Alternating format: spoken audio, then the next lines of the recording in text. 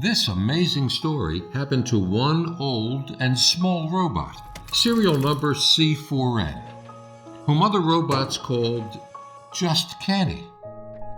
The robot city had a strict policy about the renovation of outdated robots, and the cold nuclear fusion generator that was powering C4N had long been considered environmentally hostile. Kenny had to be put to sleep and woken up later with a new, polished, and shining body. He did fall asleep and saw a very strange dream. Everything around him came to a halt and started to get covered with rust and moss, and wanted to run away, but couldn't move. He wanted to scream, but he barely had enough energy to squeak. Eventually, he woke up. What happened to the city of robots? Why did all the robots stop moving? Did anyone survive except him? The little rusty Kenny had to do all he could to find answers to these questions and try to fix it all.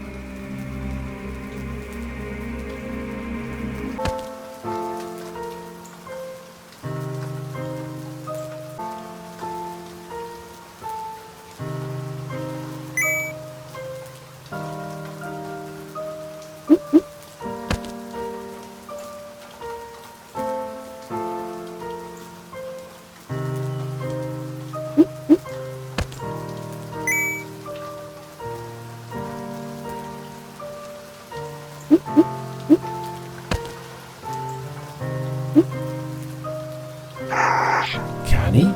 Is that you? Oh, mighty gear wheel, and I thought I would never see a living robot again. But how is it that you are still working? Solar cells? Why, of course. You must be the only remaining robot with such remarkable archaic modules.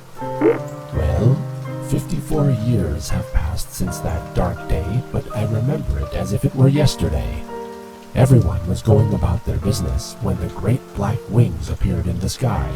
The black wings of a dragon. Yes, a real dragon. It was a vicious and relentless beast. It landed on the tower, clasped its claws around the crystal and crushed it. The crystal's enormous energy was released in a brilliant flash, and all life in our city stopped. And I am the one to blame.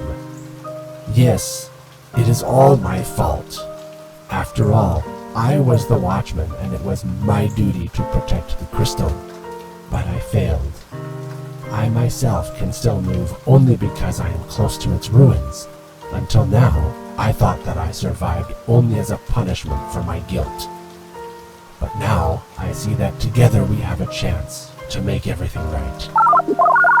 After the crystal had been destroyed, 4 of 5 beams from the power sources are indeed broken, but the last, to the north, miraculously remains undamaged.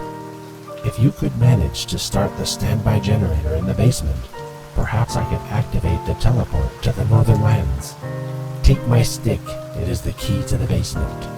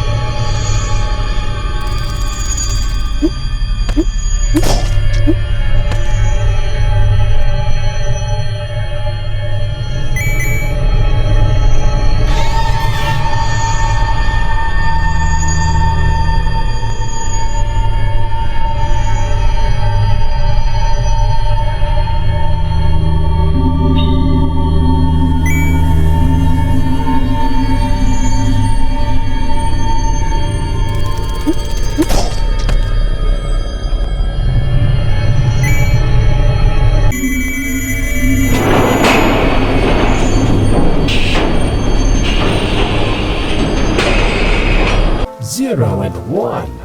Kenny, you started the generator. No one knows what happened to the power stations in the provinces. Everything must have been completely eaten with rust there, but if we were able to repair those beams and focus them in the tower once again, we would have a chance to grow a new great crystal. You are a real robot, Canny. If only I had been as brave that day. I will wait for your radio signal here, and good luck, my friend.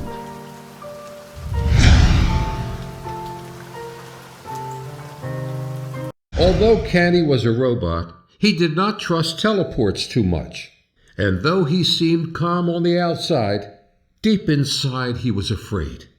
However, dimensional transport of matter went off without a hitch. The northern province appeared to be a desolate but beautiful place. For a moment, Canny even forgot why he had come here, when suddenly...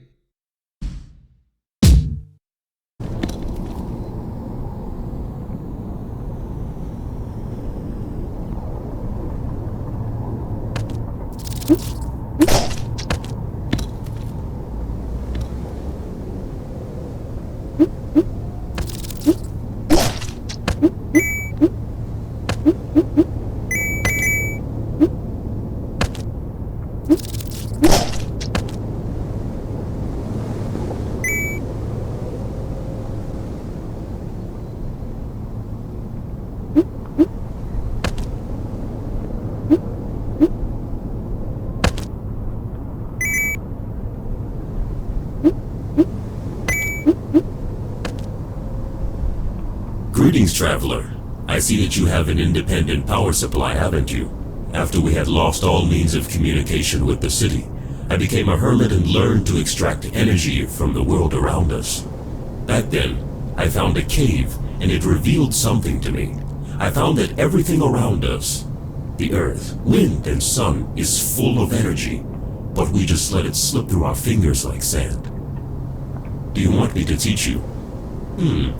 I guess I can open up the cave for you. Once inside, you will discover its secrets for yourself. Yet in order to conduct the ritual, I will acquire a handful of crystals and a new electrolyte boiler.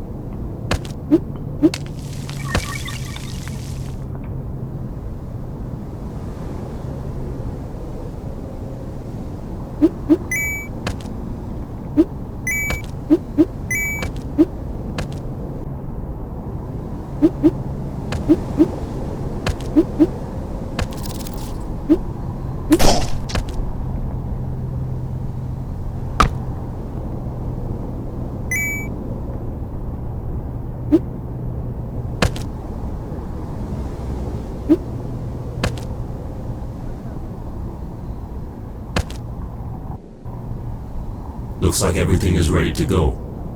Amo kato erorato soketo on procrato. Go forth and discover the secrets of the cave.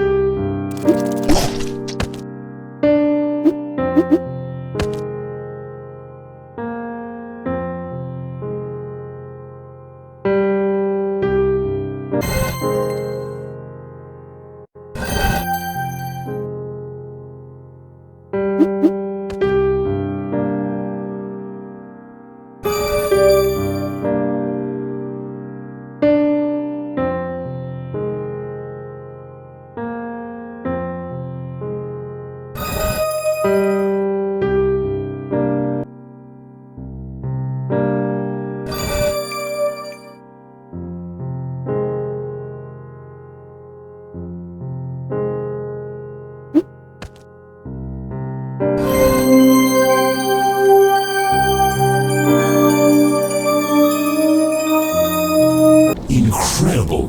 That's a brand new power module for the mountain base. I haven't seen anything like it for ages.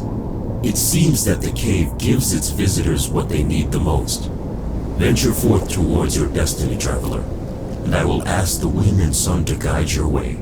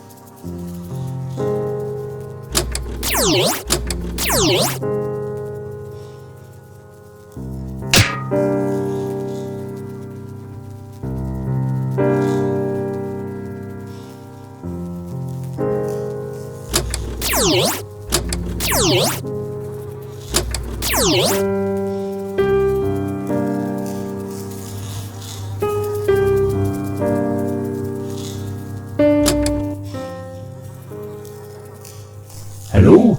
Can you hear me? Kani, is that you? May I be eaten by rust? It worked. The beam is reaching the tower just as before. The bad news is that I see no return signal from the teleport on your side. It seems that it's either broken or only functioning in one direction. I won't be able to teleport you back, Kani. You need to find some other way to get into the Eastern Province. What are you saying? You met a giant worm? I've never heard of this biological species inhabiting the Northern Province, but I guess much has changed in the world over these years. Try to contact me from the eastern base as soon as you get there. I will prepare the crystal to receive the second beam, and the rest is up to you. Be careful, Kani. Like other robots of his class, Kani was never equipped with any complex computational units. Scientific research was not included in his instructions. However, he remembered the knowledge of physics and aerodynamics from the original firmware quite well. Besides, Kani has always dreamed of flying and spent a long time watching the birds up in the sky. He was not sure whether his idea would work, but there was only one way to find out.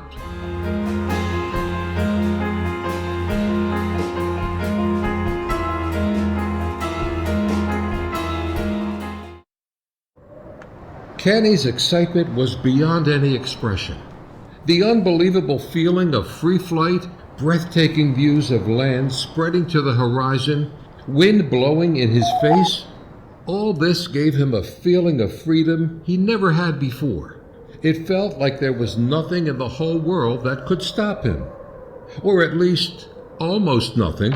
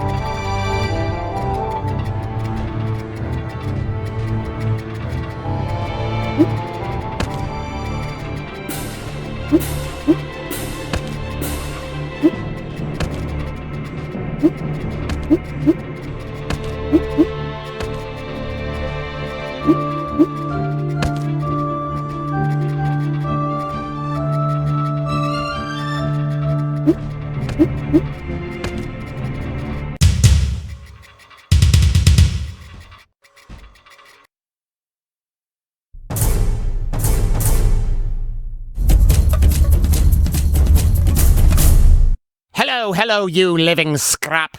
Bigger be my name. First, me very afraid of you. Much evil around us. But who the labyrinth passes and the mask recovers. Bigger will respect, and so now we'll talk to you.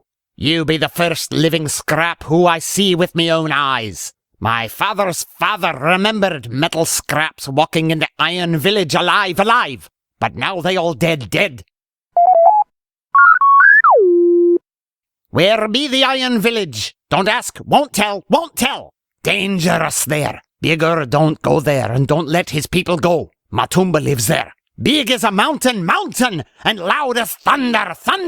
Matumba be very angry, likes no one at all.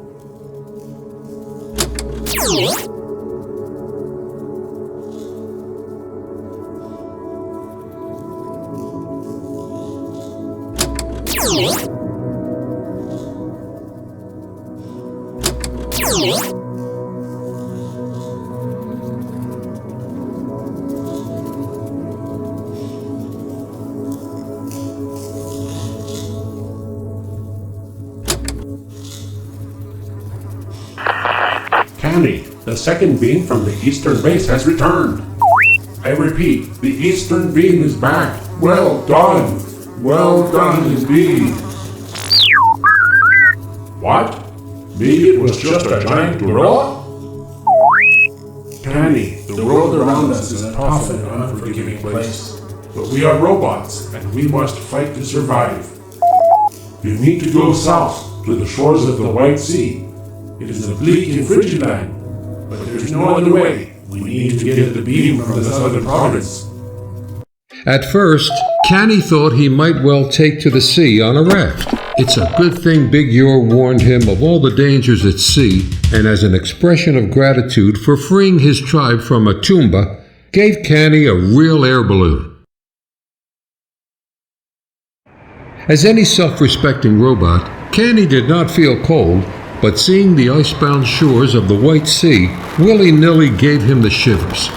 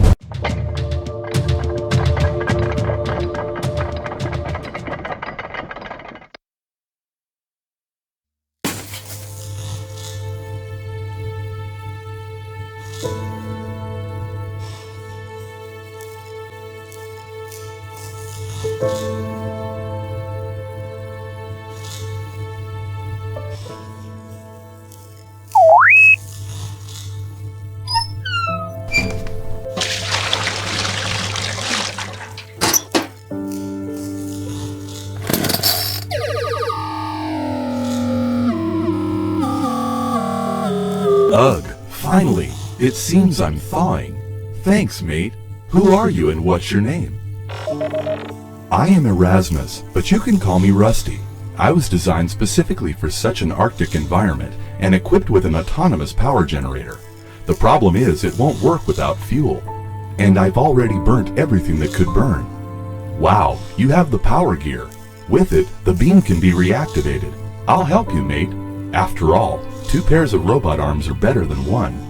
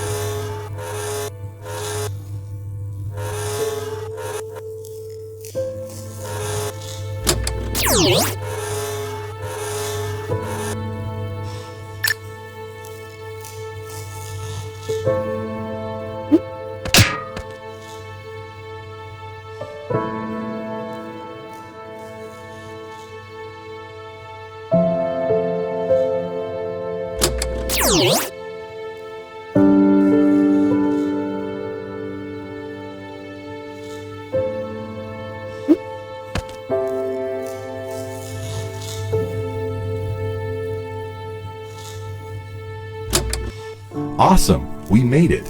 Too bad I'm almost out of fuel and won't be able to assist you further. Good luck, mate! I very much hope robots will come to life again. Have you and the Keeper already figured out how to neutralize the red-eye effect? You've never heard of it? But it's the main reason. Kenny, can you hear me? We've got the 3rd beam. You are doing exceptionally well. What are you saying? I can see all right, but I can't hear a thing you say. Perhaps the microphone or transmitter on your side is damaged. You have to move on the western provinces. I know, it's no easy task, but the fate of all robots is at stake. You will succeed, Kenny. You must succeed. Another 100 miles of snow-covered land lie between Canny and the western province, and though there were enough vehicles on the base to cover the distance in a couple hours, without fuel they were merely a heap of junk. Yet, Canny was not an ordinary robot, and in his hands, even some scrap could turn into something useful. By the end of what seemed to be an endless journey, ice gave way to the misty marshes of the western province. Canny was never fond of postcards with pictures of the marshes. He knew that robots have no fear, but this knowledge alone did not make this place less eerie.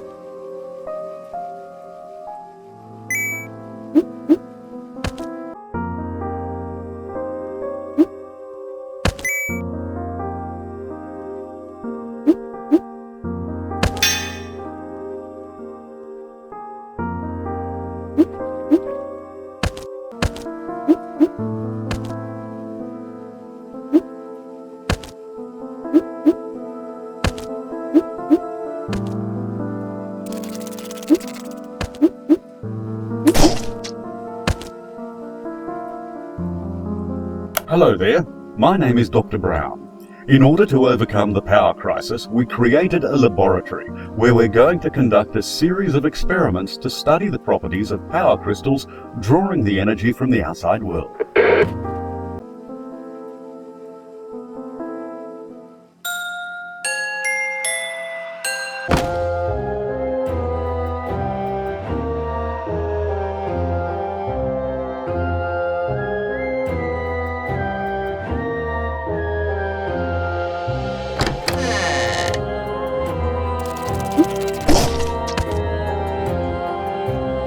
Day 25. We've synthesized the first yellow crystal. Unfortunately, the crystal radiates only a small amount of energy in the form of light. As a side effect, it also affects the weather. It seems we wasted our time with this one.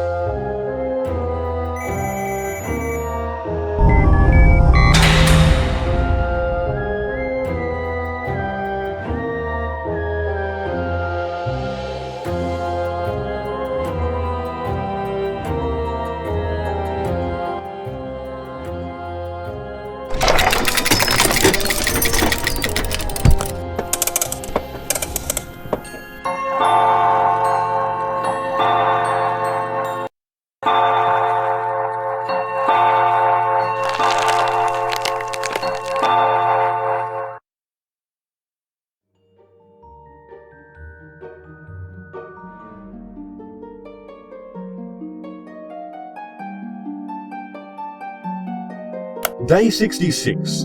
We have fused a beautiful red specimen. The crystal radiates intense energy, which is highly suitable for transmitting over long distances, and thus may be used for data transfer. It's too early to rush to any conclusions, but it seems to be just what we need.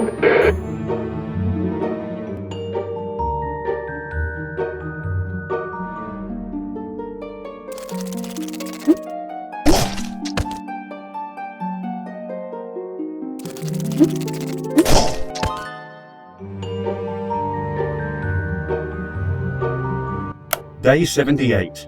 Red crystal's performance indicators under load are incredible. The process of remote transmission of energy is stable. Apart from that, the crystal proved to be an effective data carrier. As a side effect, lab rats demonstrated increased aggression within the radiation field. We call this phenomenon red eye effect.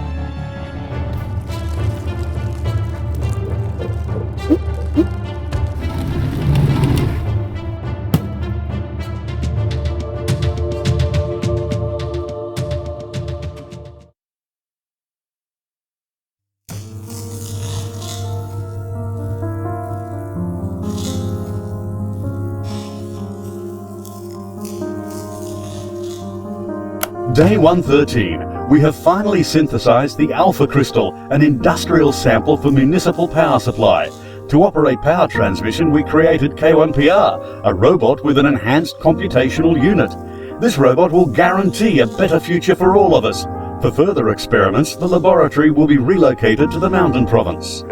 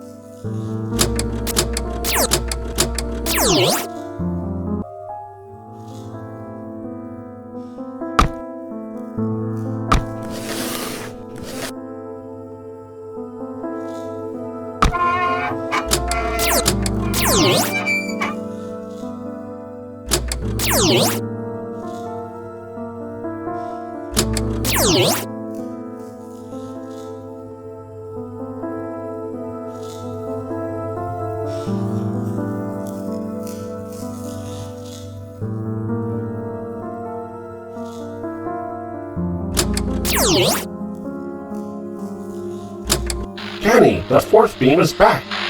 Wait a second, we've got a problem.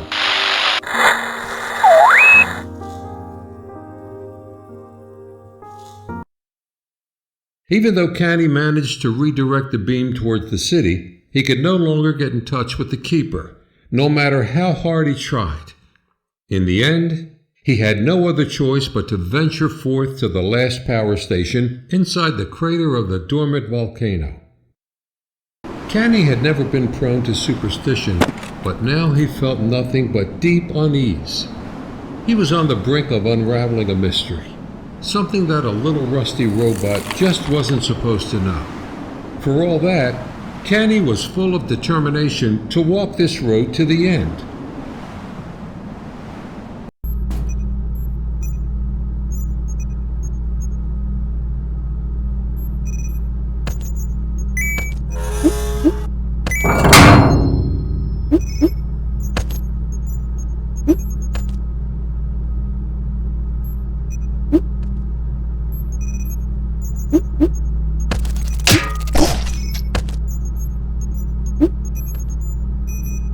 Day 151. In order to maintain the required level of power output, we installed 5 power stations, which will charge the alpha crystal with energy currents from the provinces. On top of that, we finally created the initial batch of robots, who volunteered to replace their outdated generators with crystal radiation receivers.